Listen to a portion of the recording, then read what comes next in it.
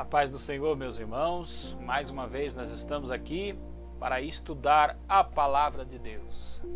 Se você ainda não é inscrito neste canal, se inscreva, porque este canal é uma bênção de Deus para a sua vida.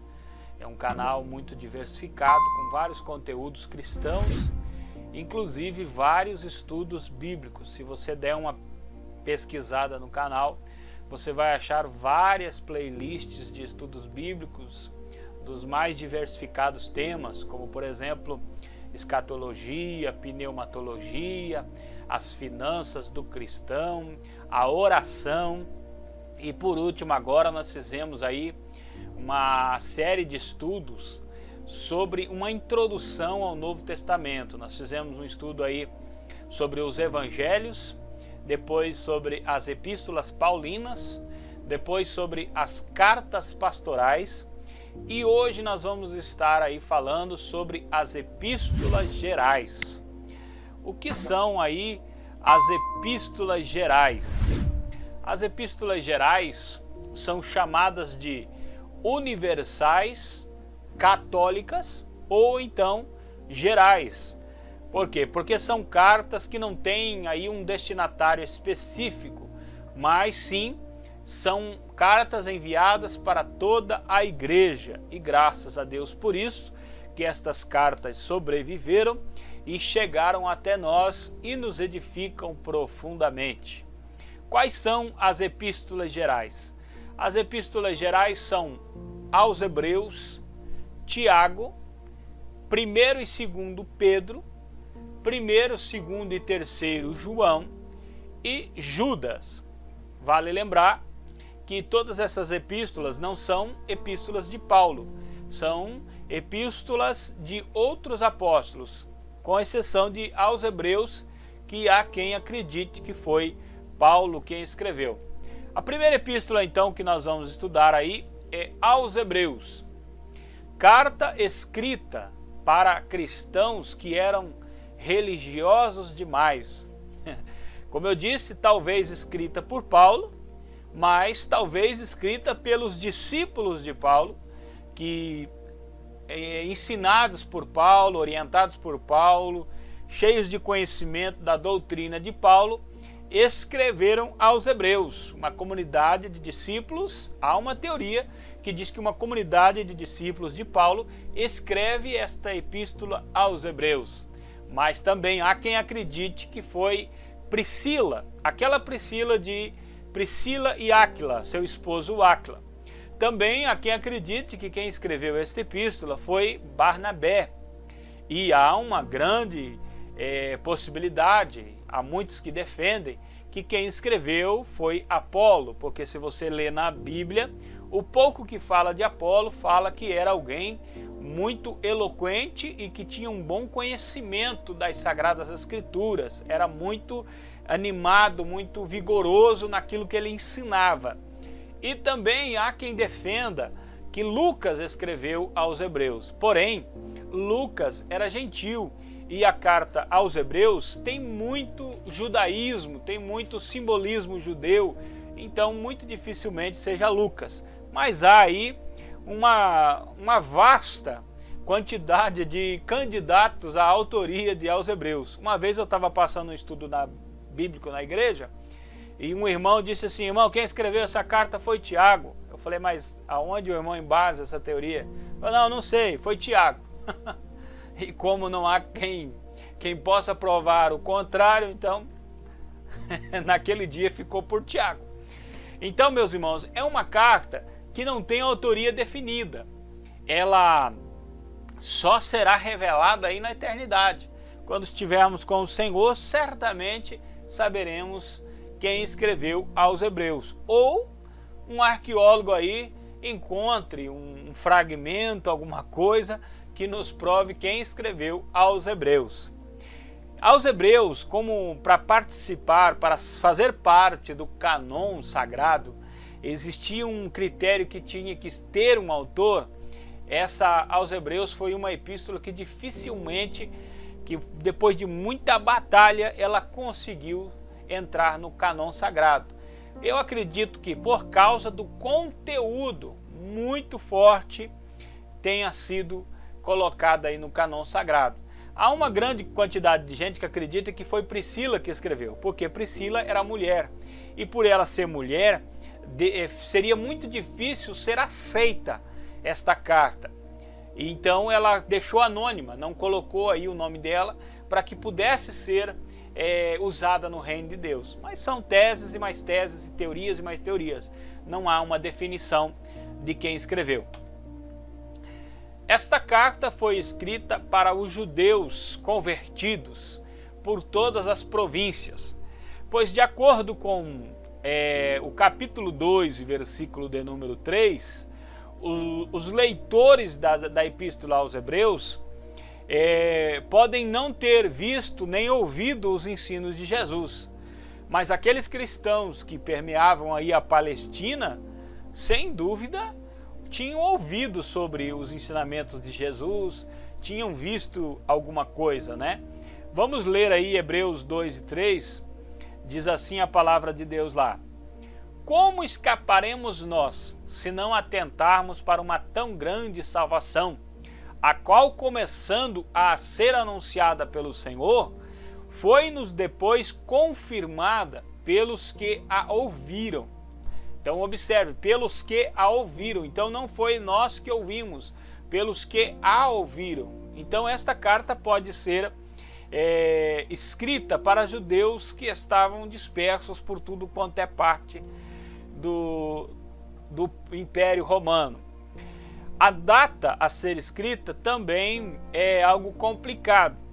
É um pouco difícil de ter certeza, pois ela precisa ser antes de 95 depois de Cristo. Porque Clemente de Alexandria fez referência a esta carta no ano 95. Então precisa ser antes. Em 95 ela já tinha sido escrita. Em 10 e 11 de Hebreus, ela faz referência aos sacrifícios que estavam sendo oferecidos no templo. Assim, todo sacerdote aparece cada dia, ministrando e oferecendo muitas vezes os mesmos sacrifícios que nunca podem tirar os pecados. Então, o que dá a entender aqui é que esses sacrifícios estão acontecendo. Esse templo de Jerusalém está funcionando. Só que em 70 depois de Cristo, o templo foi destruído pelo Império Romano. O templo veio abaixo. Eles estavam procurando ouro, estavam destruindo tudo e o templo foi destruído. Então, não pode ser depois de 70, tem que ser antes de 70. Também ali, se você ler no 10, do 32 ao 34, você vai observar que havia uma grande perseguição para acontecer. E também lá em 13 e 23, vai mostrar que Timóteo ainda estava vivo. Sabei que já está solto o irmão Timóteo, com o qual, se ele vier depressa, vos verei. Então tudo isso dá a entender que esta carta foi provavelmente escrita entre os anos 65 e 70 depois de Cristo. Qual foi o propósito de escrever aos Hebreus? Esta que é uma carta considerada como o quinto evangelho. Há uns que consideram como o quinto evangelho. Como já disse, evangelhos são 4: Mateus, Marcos, Lucas e João. Mas há alguém que considera como o quinto evangelho e tendo como tema a superioridade de Cristo. O propósito da carta aos Hebreus é fortalecer a fé e mostrar a primazia da nova aliança em Cristo Jesus sobre a antiga aliança. Cristo é o alvo para o qual o Antigo Testamento apontava. Todas as coisas no Antigo Testamento são sombras, figuras, tipos de Cristo. Você vai ver nos Hebreus que ele fala que Cristo é superior a Moisés, que Cristo é superior aos profetas, que Cristo é superior aos sacerdotes, que é Arão. Então mostra que Cristo é superior, sempre enaltece a Cristo, acima da antiga aliança. Então nós temos aqui uma nota de aplicação, algo que é importante. muitos cristãos nos dias de hoje ainda são fissurados demais nos símbolos judaicos, nas festas judaicas. Porém, como dito, tudo isso é figura de Cristo, tudo já é passado. E hoje nós devemos exaltar a Cristo e não aquelas figuras. Eu já fui em algumas igrejas que tinha quase todo o tabernáculo dentro da igreja, como se aquilo fosse realmente muito importante para a igreja de Cristo. Na verdade, o que é importante para a igreja de Cristo é Cristo. Hoje Cristo tem que aparecer no culto. Se você tiver todos os símbolos do judaísmo dentro da sua igreja, mas Cristo não manifesta a sua presença, não é visto Cristo em ninguém, então tudo isso aí é tempo perdido. E aos Hebreus foi escrito para desmontar esse judaísmo que estava se levantando e exaltar a pessoa de Cristo. Parece que Hebreus deve falar forte nos dias de hoje, porque existe muita gente aí que são verdadeiros judaizantes e não dão mais valor e não dão mais exaltação a Cristo e ao seu nome, que é sobre todo o nome. Eu coloquei aqui algumas figuras sobre a perseguição, porque a igreja enfrentou perseguições aí no primeiro século, e os cristãos foram jogados para ser devorados por leões, por tigres. Foi espetáculo para o povo daquela época, né? Muitos cristãos foram mortos, mas morriam convictos, cantando a Deus, sabendo que o seu galardão em Cristo estava garantido. Serve de lição para nós. Podemos até passar por provações, por dificuldades, por situações complicadas, mas a nossa vida está segura em Deus. Por mais que as perseguições se levantem, não devemos nos abater, porque Cristo é a nossa segurança. Segunda carta que nós vamos aqui prosseguir é a carta de Tiago. A carta de Tiago foi escrita para os judeus convertidos, dispersos por causa das perseguições dos religiosos da época. A morte de Estevão, lá em Atos 6 e 7, já é um indício de que os cristãos primitivos estavam enfrentando perseguição. E esta carta, ela dá a entender que a igreja ainda não estava estabelecida entre os gentios. Era um estágio inicial da igreja. Por isso, a data provável seja entre 44 e 50 depois de Cristo, que há muita possibilidade desta ser a primeira carta do Novo Testamento, o primeiro livro do Novo Testamento a ser escrito. Quem era Tiago? A palavra Tiago, ela descende de Jacobes, ou seja, Tiago e Jacó é a mesma palavra. Tiago é o moderno de Jacó. Então, se você tem o nome de Tiago, você tem o nome de Jacó também. Jacó e Tiago é a mesma palavra. Quem era Tiago? Dos seguidores de Jesus, havia pelo menos 3 pessoas com este nome. Tem o Tiago Maior, Tiago o Maior. Este é filho de Zebedeu, irmão de João. Lá em Marcos 1,19, 3,17, você vai encontrar Tiago o Maior. Depois nós temos Tiago o Menor, é filho de Alfeu. Marcos capítulo 10, versículo 3, Marcos capítulo 15, versículo 40. E é importante frisar aqui que ele é o menor, não porque ele é menor em influência do que o outro Tiago, mas sim, muitos historiadores relatam que é por causa de sua estatura. Ele era um Tiaguinho, ele era baixinho, então Tiaguinho era servo do Senhor Jesus também. E depois nós temos outro Tiago importante na Bíblia, que é o irmão de Jesus, lá em Mateus capítulo 13 e versículo 55. Esse irmão de Jesus, juntamente com toda a sua família, não criam em Jesus, mas ele passou a ser crente fervoroso após a ressurreição de Jesus. Antes de Jesus ressuscitar, ele não cria, mas depois que Jesus ressuscitou, ele passou a crer no Senhor Jesus. Lá em 1 Coríntios capítulo 15, versículo 7, veja que Jesus aparece para ele.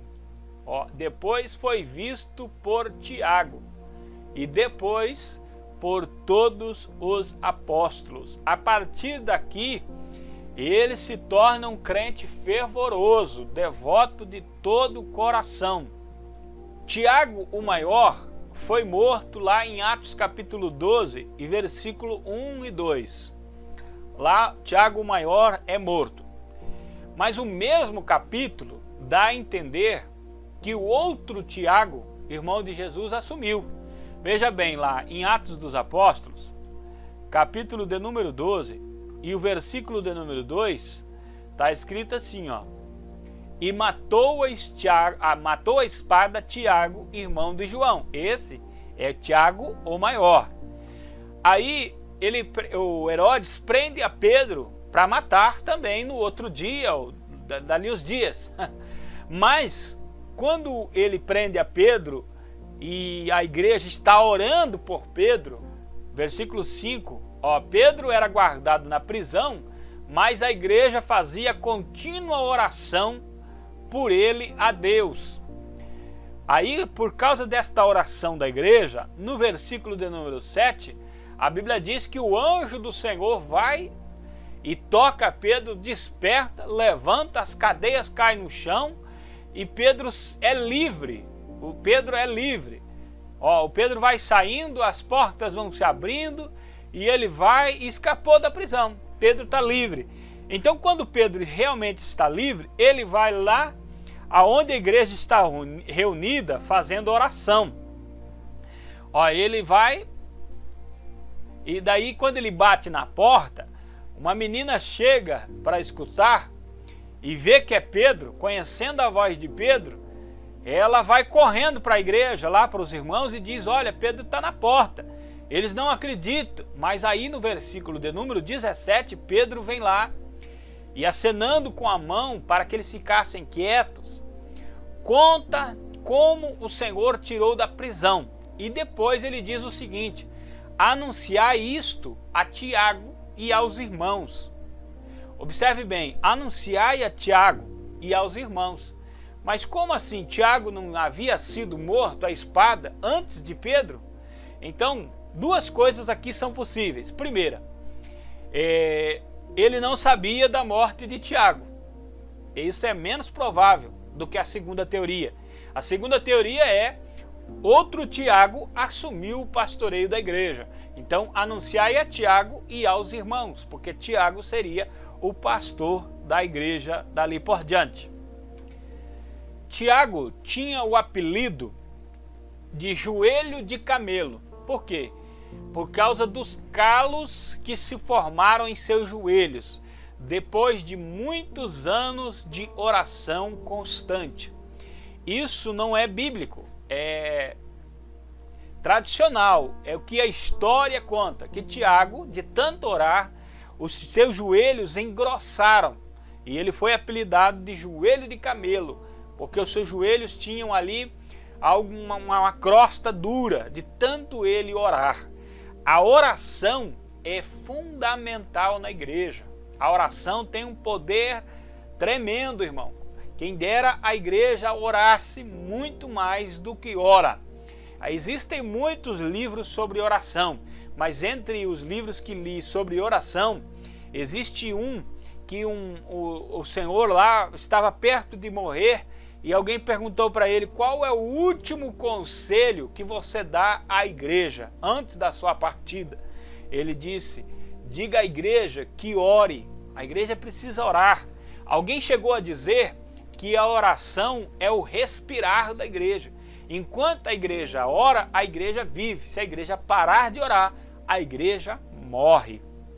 E Tiago era homem de muita oração.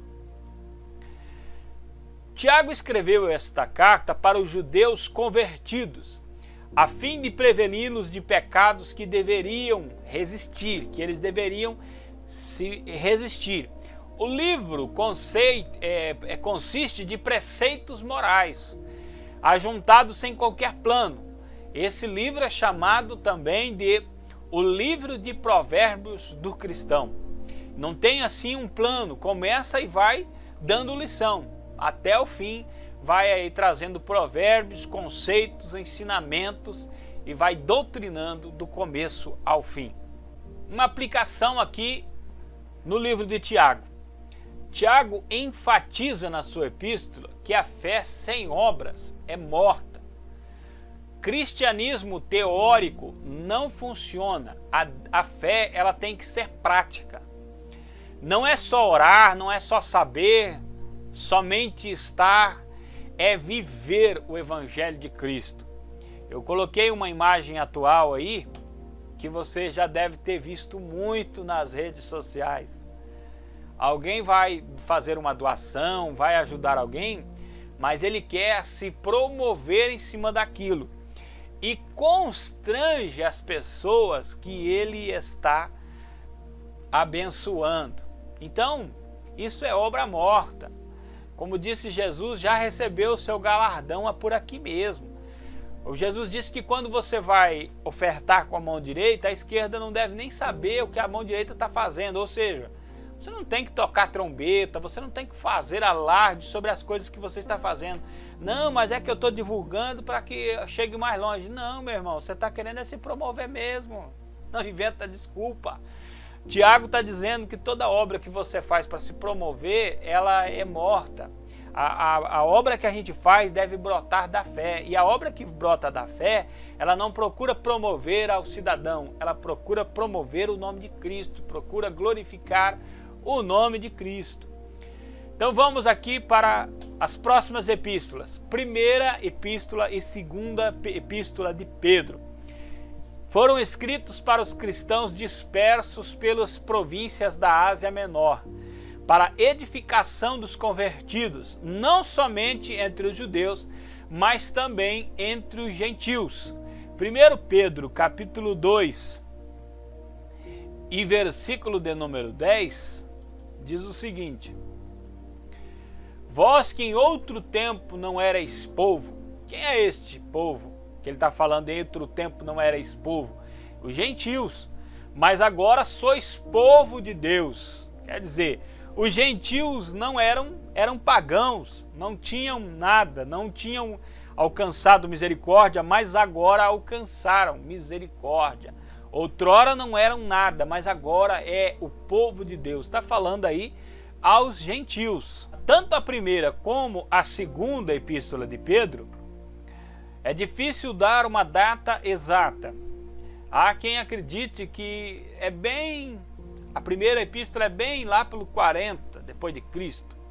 Mas isso é muito complicado. A maioria pode variar aí de 60 a 90. A maioria acredita ser 60 a 70 depois de Cristo. Quem era Pedro?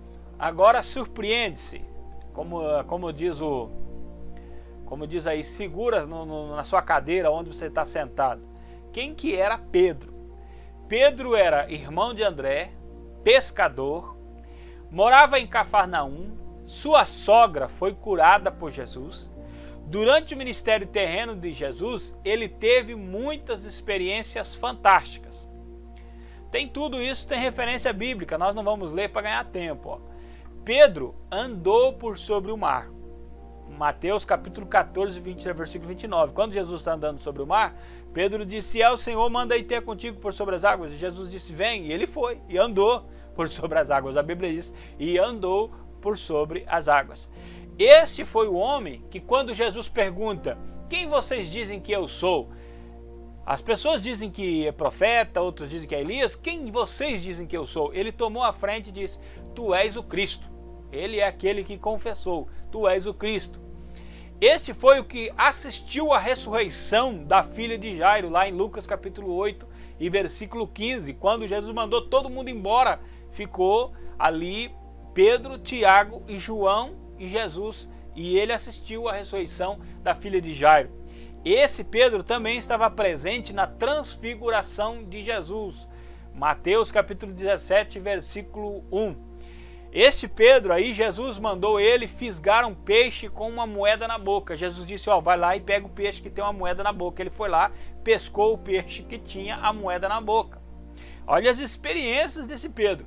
Estava com Jesus lá no Getsêmani, quando Jesus estava orando na tristeza mortal de sua alma, lá está Pedro junto com ele. Quando vem prender a Jesus, ele tira a espada e corta a orelha de Malco. Olha quanta experiência tem esse homem. Ele negou a Cristo. Até tem um texto que diz que ele ficou espraguejando, ficou irado quando disseram que ele era discípulo de Cristo. Quando Jesus ressuscitou, ele foi o que entrou no túmulo de Jesus. A Bíblia diz que Maria Madalena vem e conta, olha, o mestre ressuscitou, vejam, o túmulo está vazio. Então eles saem, Pedro e João saem correndo. João corre mais, ele chega primeiro, mas aí Pedro chega depois, mas ele é que tem a ousadia de entrar lá dentro e observar o que tem lá dentro do túmulo vazio. Este Pedro lhe recebeu a ordem direta de Jesus, lá em João capítulo 21 e versículo 15. Ele 3 vezes negou a Jesus, 3 vezes Jesus perguntou, Simão Pedro, tu me amas? E ele disse, Senhor, eu te amo. E lá no versículo, e todas as vezes, ele disse, Senhor, eu te amo, e Jesus disse, apacenta as minhas ovelhas, cuida das minhas ovelhas, cuida dos meus cordeiros. Estava chamando ele à responsabilidade. Ele assistiu à ascensão de Cristo, ele estava lá quando Jesus foi assunto aos céus, ele estava vendo, ele viu. Ele pregou a primeira mensagem quando a igreja foi inaugurada. No dia de Pentecoste, ele pregou a primeira mensagem e nessa pregação se converteram 3.000 almas. Em Atos capítulo 3, ele entra no templo para orar, ele e João, e há um coxo na porta do templo e ele levanta e anda em nome de Jesus e o coxo levantou. Lá no capítulo 4, ele foi preso porque os principais dos fariseus e saduceus e os sacerdotes ficaram todos apavorados, prenderam ele. E ele prega para o Sinédrio, ele aponta o dedo na cara do Sinédrio e diz, quem que era o Sinédrio? O Sinédrio era formado pelas pessoas principais, os principais religiosos formavam o Sinédrio. Ele prega e diz, esse Jesus que vocês crucificaram, ele é o Cristo. Prega direto e doído. Ele é advertido para que não ensine mais no nome de Cristo. E então ele diz, julguem os senhores se é certo eu ouvir a voz de Deus ou ouvir a voz dos senhores. Ele repreendeu Ananias e Safira, lá em Atos capítulo 5. Ananias e Safira entram no templo, primeiro entra Ananias e ele mente para o Espírito Santo. Ele está mentindo, ele diz, olha, nós vendemos por tanta propriedade, mas na verdade tinham vendido por um valor bem maior. Não tinha necessidade de fazer isso, mas por causa desta palavra, Pedro dá uma palavra e Ananias cai morto na hora. Depois chega a esposa dele, alguns momentos depois, e Pedro pergunta, é por tanto que vendeu? Ela disse, sim, foi por tanto. Então aí está os homens que levaram teu esposo e agora vão levar você, porque não se deve mentir ao Espírito Santo. E também caiu morta na hora. Olha quem é Pedro, irmão. Dá uma observada. 2 vezes Pedro foi libertado da prisão com intervenção de anjos, lá em Atos 5:19, em Atos 12 e versículo 9. 2 vezes que nós temos relatado na Bíblia, talvez mais, mas que nós temos relatado na Bíblia é que 2 vezes anjos interviram e libertaram da prisão. Tinha aí uma comunhão aí com os anjos. Lá em Atos 12, o anjo dá uma cutucada. Tá dormindo, homem? Levanta, vamos, que a porta está aberta, a cadeia já caiu, vamos embora. Em Atos capítulo 9 e 40, a Bíblia diz que ele ressuscitou uma mulher chamada Dorcas. Ele foi o primeiro apóstolo missionário entre os gentios, lá em Atos capítulo 10. O Senhor o envia, o Senhor fala com ele, o Senhor leva, o Senhor opera, o Senhor trabalha e o Espírito Santo desce através da pregação de Pedro, quando ele impõe as mãos, o Espírito Santo desce. Lá em Atos capítulo 5, versículo 15, diz que até a sombra de Pedro era objeto da fé das pessoas para obter curas e milagres. E em Gálatas capítulo 2, versículo 11, Paulo fala que ele é uma das colunas da igreja. Então, meus irmãos, este é o Pedro que escreveu 1º e 2º Pedro. Qual foi o propósito de suas epístolas? A primeira epístola ele escreveu para afirmar os crentes na fé, dirigir a vida e confortá-los no sofrimento, pois uma grande provação estava por vir. Lá no capítulo 4 e versículo 12 e 13. A segunda carta ele escreve para prevenir os cristãos de falsas doutrinas que estavam para adentrar a igreja. A carta, a segunda epístola, divide-se da seguinte maneira. Primeiro capítulo exorta os cristãos a crescerem na graça e no conhecimento do Senhor Jesus. O segundo capítulo adverte contra os falsos mestres, falsos doutores, que se introduzirão no meio de vós. E a terceira, a certeza da vinda de Cristo, porque tinha gente também dizendo que Jesus não viria mais. Aí ele dá enfoque nisso e diz: é certo que ele vem.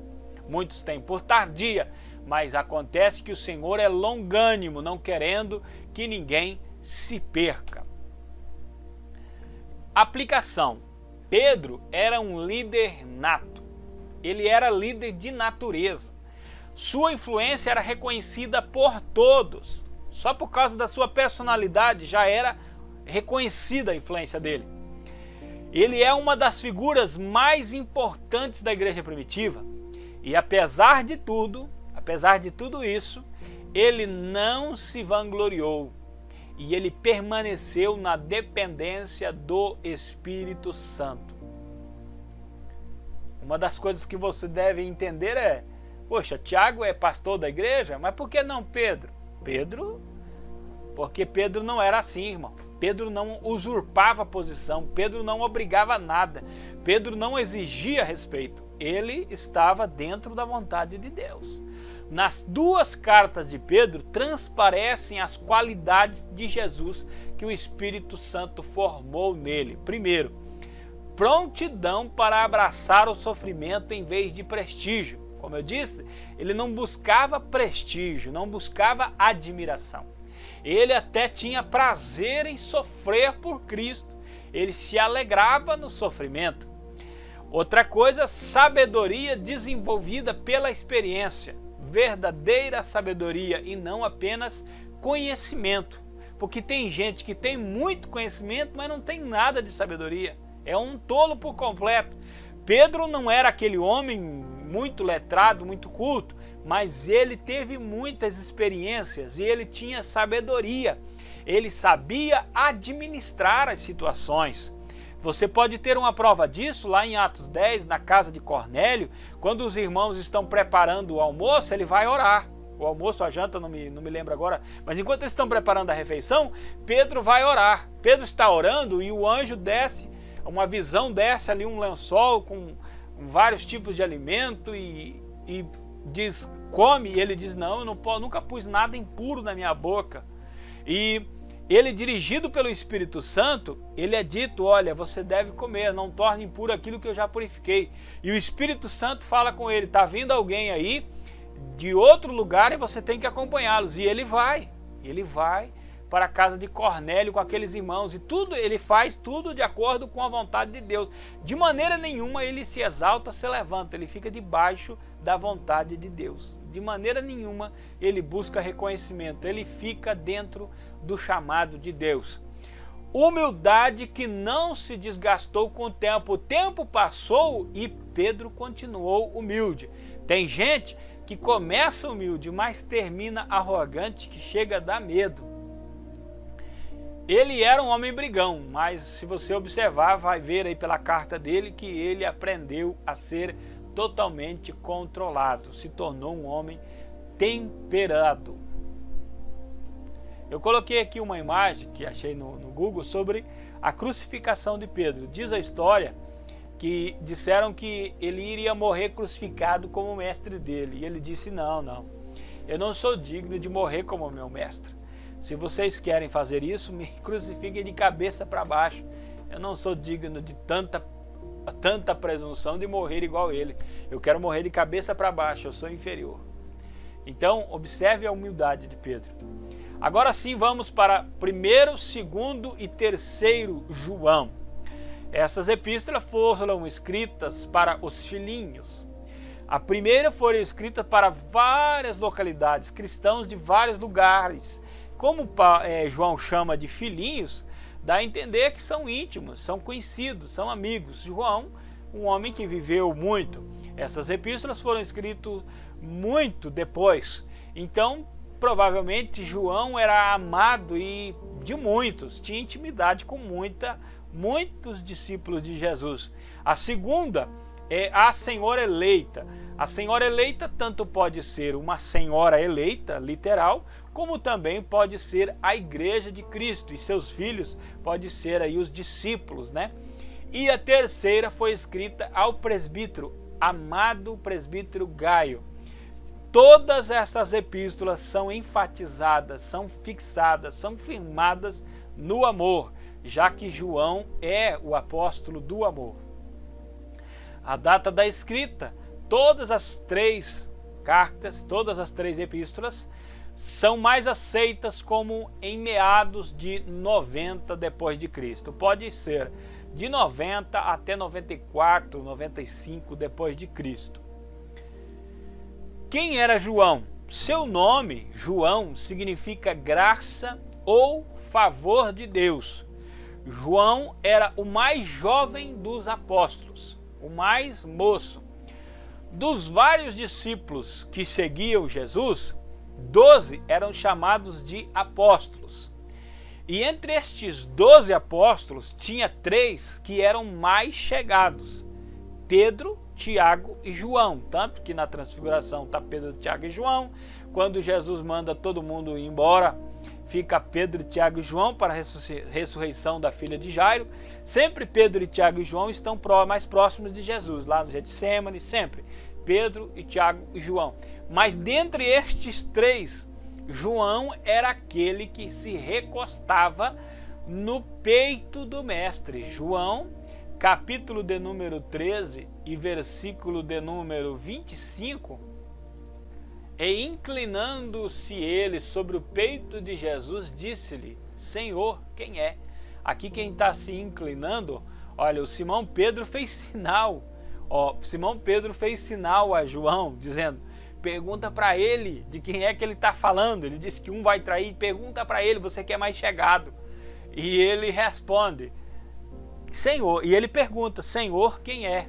E o mais fantástico é que Jesus responde. Jesus respondeu: é aquele quem eu der o bocado molhado. E molhando o bocado, o deu a Judas Iscariotes, filho de Simão. Então Jesus revelou para João quem era o traidor. Observe isso. João era muito íntimo de Jesus. A Bíblia vai dizer que este era o discípulo a quem Jesus amava.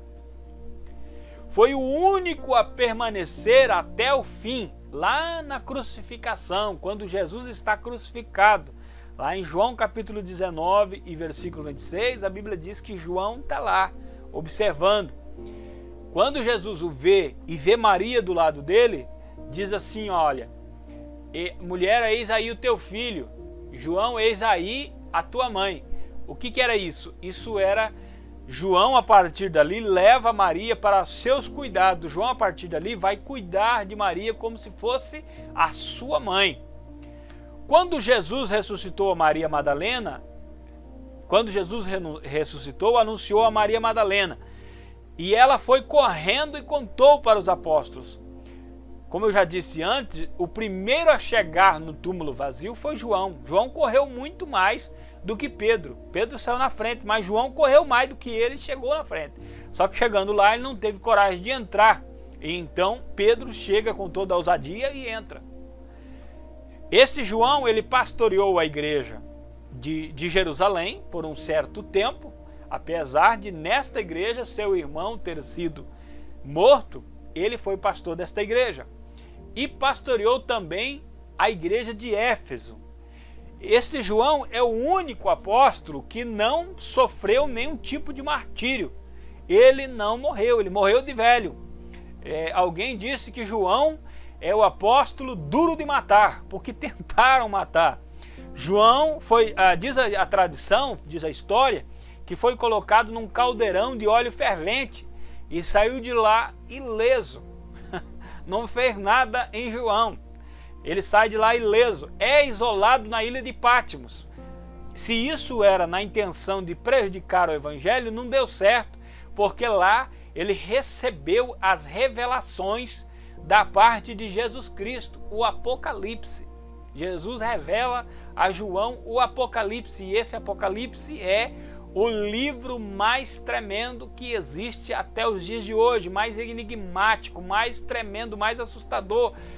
Tem gente que tem medo do Apocalipse. E João recebe essas visões, ele vai até o céu, ele vê toda a história diante de seus olhos. Este é João. Qual que é o propósito da primeira carta? João escreveu a primeira carta enfatizando o amor e a comunhão. Lá em João, você vai encontrar as palavras saber, conhecer ou certo 25 vezes nesta epístola. Mas lá no capítulo 5 de 1 João e o capítulo de número 13, está escrito o seguinte: estas coisas vos escrevi, os que credes no nome do Filho de Deus. Tá? Essa carta foi escrita para crente, para que saibais que tendes a vida eterna e para que creiais no nome do Filho de Deus. Então ele diz aqui o objetivo porque ele escreveu essa epístola: para que vocês saibam que têm a vida eterna e creiam no nome do Filho de Deus. Ele enfatiza o amor, enfatiza a comunhão, mas depois ele resume: eu escrevi para vocês para que vocês creiam no nome do Filho de Deus e saibam que têm a vida eterna. O propósito da segunda carta: dos 13 versículos desta segunda epístola, 8 se encontram na primeira. E João escreveu para recomendar aos cristãos que não hospedassem nem dessem apoio aos falsos mestres. Lá em 2 João, capítulo único, só tem um capítulo, e versículos 10 e 11 vai dizer o seguinte: se alguém vem ter convosco e não traz essa doutrina, não o recebais em casa, não hospedem, porque nesse tempo as pessoas hospedavam, tinham prazer em hospedar as pessoas. Então João está dizendo: se não traz o ensinamento de Cristo, não hospedem em sua casa, nem saúdem, evitem esse tipo de gente, porque quem o saúda tem parte nas suas más obras. Então não procura ter nenhum tipo de relacionamento com esse povo aí não. É falso mestre, é falso ensinador, tem que deixar para lá, deixa esse povo para lá, não tenha liberdade com esse povo, deixa eles para lá. Já a terceira epístola, ele tem um propósito diferente. A chave dessa epístola é verdade. A segunda carta, ele contraria quem hospeda os falsos mestres, mas na terceira ele elogia quem hospeda os verdadeiros missionários. E lá ele escreve para Gaio e ele diz lá no versículo de número 5: amados, procedes fielmente em tudo o que fazes para com os irmãos e para com os estranhos, os quais em presença da igreja testificaram do teu amor, aos quais se conduzem como é digno para com Deus, bem farás, porque pelo seu nome saíram, nada tomando dos gentios. Nome aqui está em maiúsculo porque é o nome de Jesus. Portanto, aos tais devemos receber. Na primeira, lá na segunda carta, ele diz: não saúdem, não recebam. Na terceira, ele diz: nós devemos receber, porque daí nós estamos sendo cooperadores da verdade. Se na primeira ele exorta que devemos amar a Deus, e devemos ter comunhão. Se dizemos que amamos a Deus e não amamos o próximo, nós somos mentirosos. Na segunda ele diz para se cuidar com os falsos ensinadores, e na terceira ele exorta a apoiar os verdadeiros missionários. Observe que nós temos que duas coisas muito importantes aqui. Discernimento, olhos bem abertos, entender o que é e o que não é. Ele diz assim, vós tendes a unção do santo, lá no capítulo 2. Vós tendes a unção do santo, vocês têm a clareza da verdade, então entendam. Procurem saber quem é e quem não é. O capítulo 2 diz, saíram de nós, mas não eram de nossos, porque se fossem dos nossos, estariam conosco. Se saíram é porque não são. Já a última hora, muitos anticristos têm se levantado, mas vocês têm a unção do santo, vocês têm o poder de Deus, o discernimento do Espírito Santo, então vocês sabem essas coisas, vocês conseguem enxergar. Então a aplicação que nós temos, a igreja precisa demais, muito mesmo, desesperadamente, do discernimento do Espírito Santo. Porque quando a igreja tem esse discernimento do Espírito Santo, ela não dá apoio a falsas doutrinas, a falsos mestres, mas ela ama, ela enche, ela dá vazão, ela prioriza, ela exalta o amor verdadeiro, o amor de Cristo disseminado entre os cristãos. Aqui eu coloquei uma foto, uma casa na Turquia, onde se acredita que João e Maria moraram. Quando ele morou lá, acredita-se até mesmo que ele escreveu o Evangelho de João aí nessa casa. Ela é um lugar turístico nos dias de hoje, é visitada por pessoas de todo o mundo, como sendo a casa que morou João, que morou Maria, a mãe de Jesus. Partindo para a última epístola aí das epístolas gerais, a epístola de Judas. A apostasia é uma doença no corpo da igreja e Judas trouxe esse diagnóstico para os cristãos. Ele foi um médico, ele trouxe um diagnóstico para os cristãos: apostasia.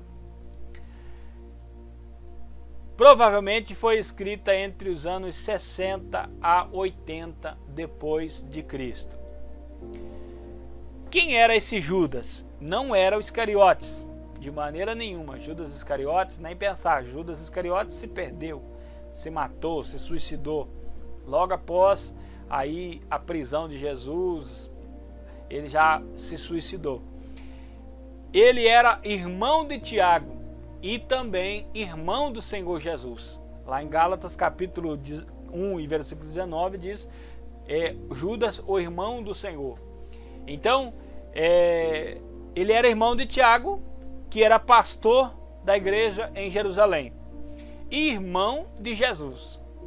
Não foi apóstolo de Cristo, porque toda a sua família não cria em Jesus antes da ressurreição. Assim como Tiago, Judas também não acreditava.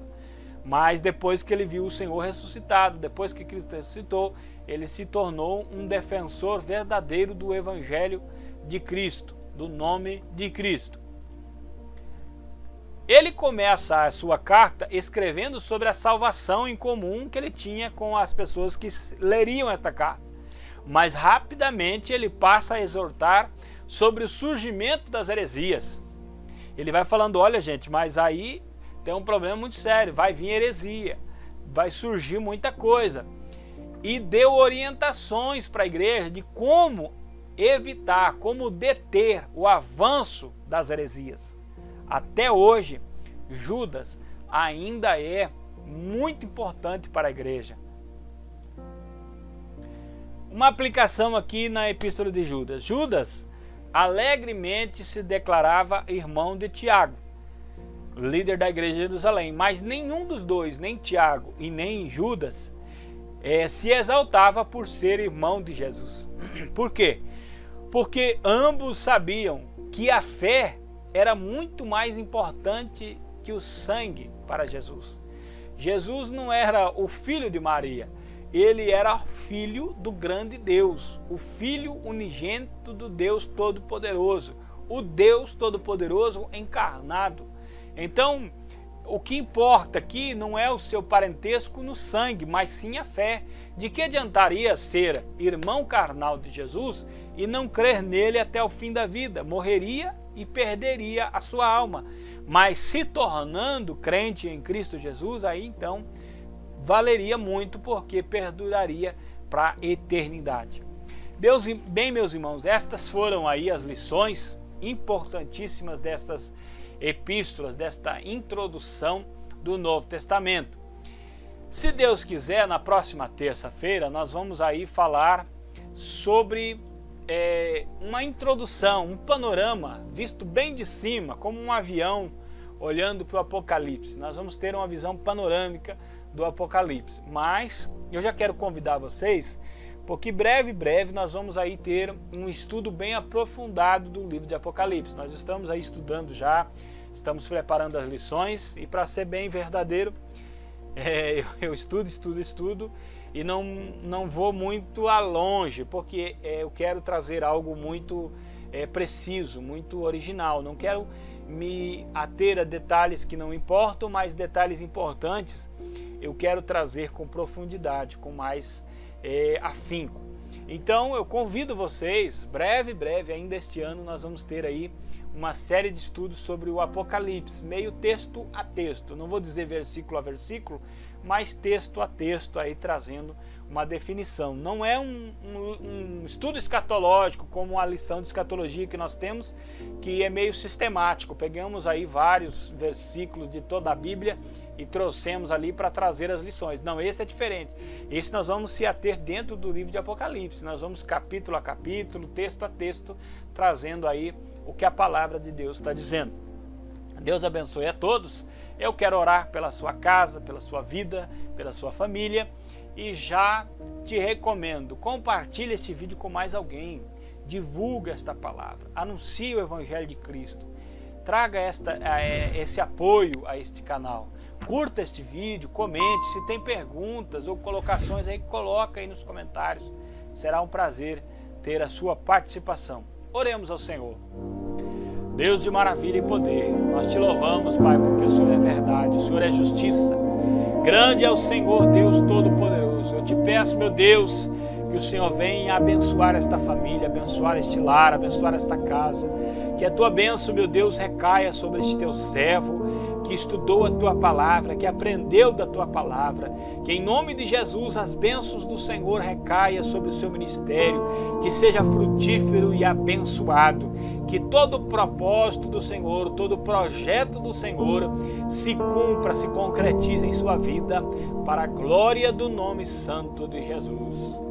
Deus abençoe a todos, em nome do Senhor.